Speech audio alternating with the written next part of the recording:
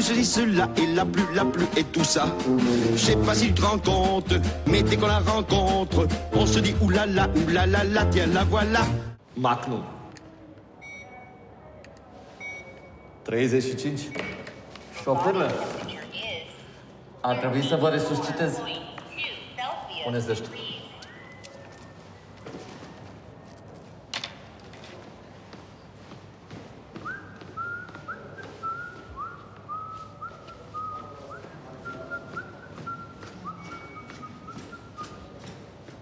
Să ne duci pula și nouă!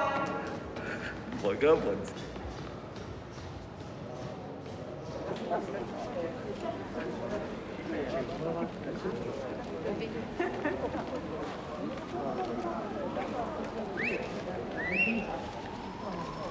Bună seara, Emi.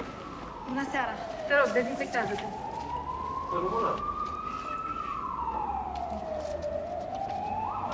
Hai, ia loc aici, la catedră.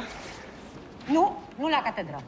Nu mai are acest drept. Așa e, murdărește catedra și școala. Eu mă mir care tu pe uz să stea așa senină în fața noastră. Vă rog. Am avut o înțelegere. Să discutăm totul calm și rațional.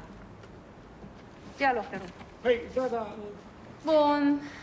Ne-am adunat cu toții aici, în ciuda pandemiei, în această ospedale degli innocenti, cum spunem noi, pentru că ați cerut să discutăm o situație mai puțin obișnuită pentru școala noastră. O școală cu prestigiu, o școală cu tradiție, o școală serioasă. Și eu sper să ajungem la o înțelegere. Doamna Emilia Cilibiu este, o știm cu toții, o profesoară cu rezultate bune și chiar foarte bune cu elevii. Unii sunt chiar olimpici la istorie.